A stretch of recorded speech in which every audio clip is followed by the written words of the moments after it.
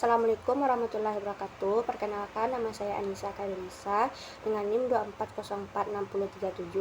Pada video pembelajaran kali ini kita akan membahas sekilas tentang perjalanan pemerintahan Presiden Soekarno yang merupakan sosok yang dikenal sebagai Bapak Proklamator dan pendiri bangsa Indonesia. Baiklah, Soekarno itu lahir pada tanggal 6 Juni 1901 di Lawang Seketeng, Surabaya. Ia adalah tokoh utama dalam perjuangan kemerdekaan dan memberi fondasi bagi sistem pemerintahan Indonesia. Ada beberapa tahapan sistem pemerintahan pada kekuasaan Soekarno. Yang pertama itu pada demokrasi awal kemerdekaan tahun 1945 sampai 1949. Demokrasi yang ditetapkan ini lebih mengarah ke demokrasi liberal dengan sistem multipartai yang bebas, di mana rakyat itu mempunyai kebebasan untuk membentuk banyak partai politik. Dalam hal ini, rakyat juga diberi ruang yang luas untuk berpartisipasi aktif dalam memilih wakilnya melalui pemilihan umum. Nah, demokrasi ini juga menekankan kebebasan individu dan perlindungan hak-hak setiap warga negara dalam berpolitik.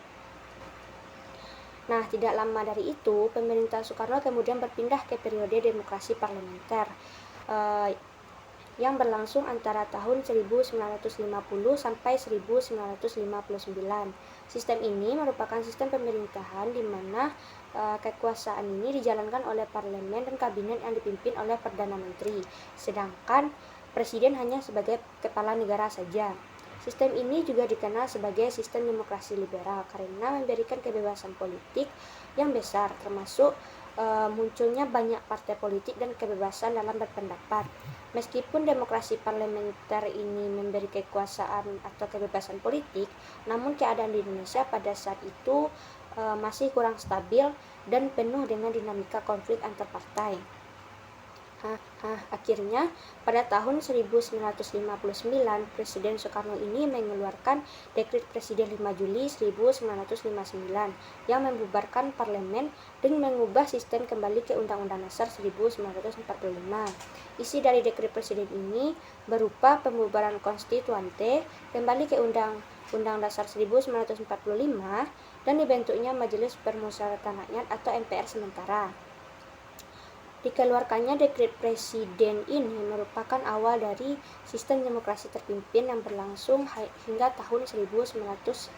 Nah, pada sistem demokrasi terpimpin ini, Soekarno itu memusatkan kekuasaan pada dirinya sendiri, sehingga Soekarno memiliki kendali yang kuat atas eksekutif, legislatif, dan yudikatif. Namun, sistem ini membahas kebebasan politik dan menempatkan Soekarno itu sebagai pemimpin yang lebih dominan.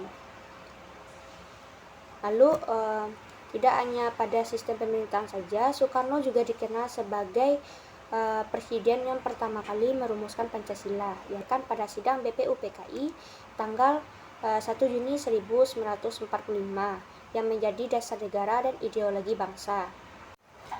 Isi rumusan Pancasila yang disampaikan Soekarno itu ada 5. Yang pertama, kebangsaan Indonesia atau nasionalisme, internasionalisme atau perikemanusiaan. Yang ketiga ada mufakat atau demokrasi. Yang keempat ada kesejahteraan sosial. Dan yang kelima baru ketuhanan. Dengan ini menyatakan kemerdekaan Indonesia. Namun pada masa akhir pemerintahannya itu diwarnai dengan banyaknya masalah yang terjadi di Indonesia pada saat itu, seperti munculnya G30 SPKI, ketidakstabilan politik, hingga krisis ekonomi yang mencapai puncaknya pada tahun 1965 sampai 1966. Nah, dengan memahami perjalanan pemerintahan Soekarno, kita dapat menghargai perjuangan dan tantangan yang dihadapi dalam membangun Indonesia merdeka pada saat itu. Nah, sekian dari saya. Terima kasih telah menyaksikan video ini. Maaf jika ada salah kata. Wassalamualaikum warahmatullahi wabarakatuh.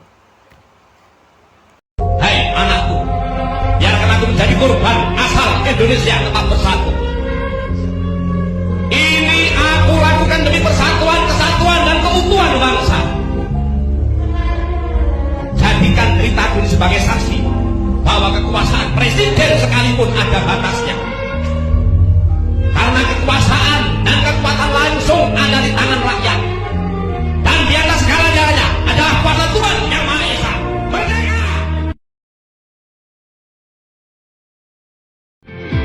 makes it hard.